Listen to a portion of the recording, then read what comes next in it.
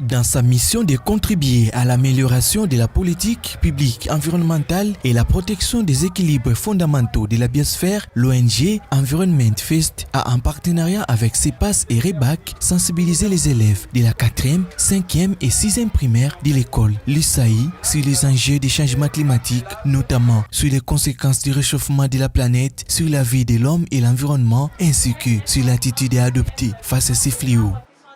Je suis très surpris de la facilité qu'ont eu les élèves à recevoir ces messages si importants et la manière dont ils ont été déterminés à suivre les enseignements tels qu'on l'a prévu.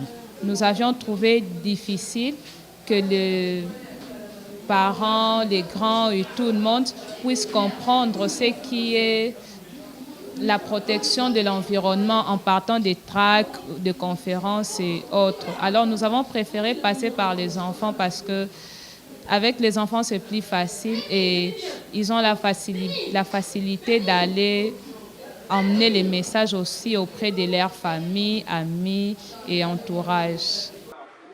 La méthodologie au cours de cette séance était de commencer par la remise à niveau des élèves sur les concepts environnement, changement climatique, les inondations et sur la gestion rationnelle des déchets. Après cet exercice, il s'ensuivait d'un flux de questions-réponses qui ont permis aux élèves de ressortir eux-mêmes l'importance de défendre l'environnement tant sur le plan économique que sur le plan socio-culturel. Quand nous leur avons parlé de l'incivisme, nous avions leur parlé de l'arbre. L'arbre est aujourd'hui une manière de lutter contre l'incivisme environnemental et de protéger directement notre environnement.